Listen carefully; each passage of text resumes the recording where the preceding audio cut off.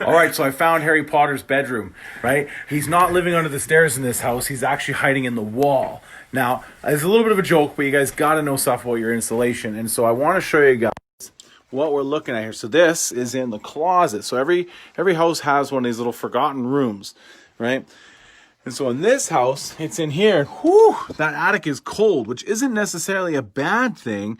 It's only bad if your insulation, right, this stuff, if this isn't good enough, because that cold can find its way into your house, and if your heat is finding its way out of the house, like it is right now because there's a giant hole open, then you're actually just going to be pumping money right out those vent holes. So see that hole up there? That's your vent. So that's where the hot that escapes your house, right? That's where it escapes your house. It comes into the attic and it comes out there. Now those vents have to exchange with cold air from down there. So you see the daylight, you can kind of see it at the very end. The flash is on, so it makes it hard, but you can kind of see it. So that's where the cold air comes in, and then it comes out and goes out, the hot air goes out the roof, right?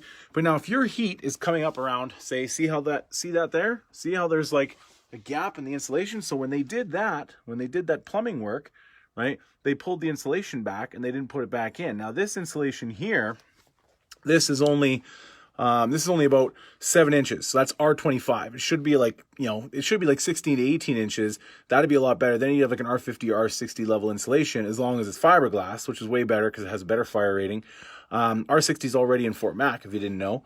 So it's important that you guys also know your insulation, because if we got lots of out vents, right, letting the air out, but it can't breathe in, then you got no cold air coming in. That's going to cause ice damming. That's going to cause all kinds of damage to your house.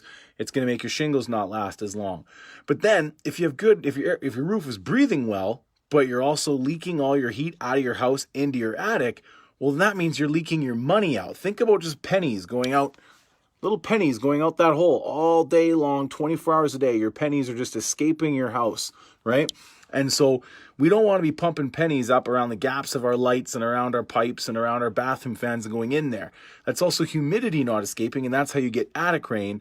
And then to top that off, if you don't have good insulation, then when it gets hotter than sin for 3 days this summer, well, then that heat bakes your roof, right, the sun, and then that heat radiates into your house, and then your air conditioning turns on, so now you're spending even more money. So insulation is a huge factor in your roof, so you definitely want to stay tuned. And if you're getting your roof done, make sure your roofer's checking your attic. We're going to check your attic, and if you need more insulation, we're going to recommend it, because I'll tell you, it's a lot cheaper to do while we're already there. So that way we can combine expert insulation and us on the roof getting your roof done, and then you have an expert job all around, and you're not going to have any problems this year, and you're going to save a lot of money. It's going to pay for itself, and I think there might even be tax rebates coming out.